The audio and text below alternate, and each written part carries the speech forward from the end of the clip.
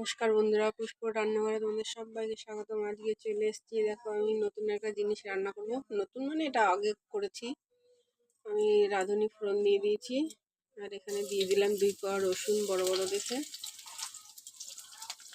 এখানে চিংড়ি মাছ আছে, দিয়ে দেবো।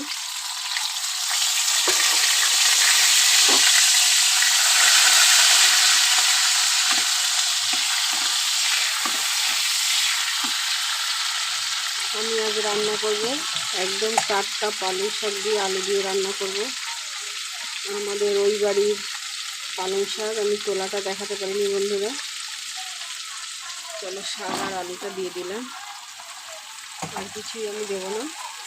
কাঁচা লঙ্কা দিয়েছি, এখন নুন হলুদ দেবো।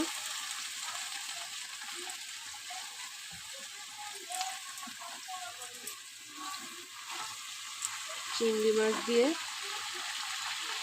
পালং শাক রান্না করব। স্বাদ মতো লবণ দেবো।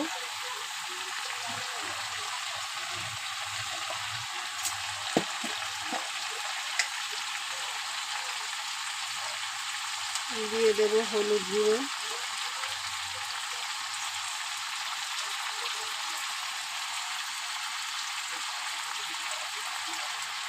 চলো, এবার একটু নাড়াচাড়া করে দিয়ে,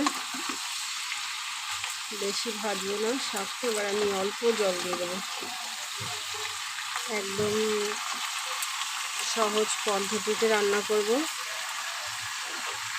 আর দেখতেও যেরকম সুন্দর হয়, খেতেও সুন্দর হয়।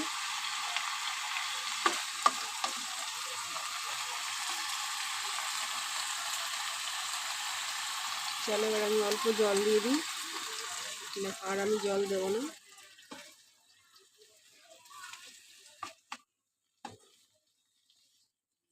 একদম সবুজই থাকবে বন্ধুরা, দেখতে থাকো তোমরা।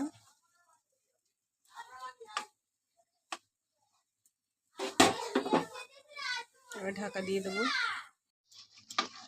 দেখো বন্ধুরা, আমার পালং শাক চিংড়ি মাছ দিয়ে হয়ে এসছে।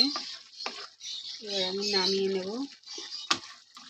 দেখো কি সুন্দর হয়েছে।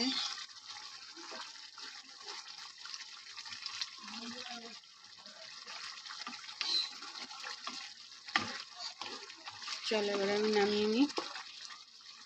তোমাদের যদি ভালো লাগে বন্ধুরা, তাহলে তোমরা লাইক করো, কমেন্ট করো, শেয়ার করো, সাবস্ক্রাইব করো। আজকের মতো রাখি বন্ধু, টাটা।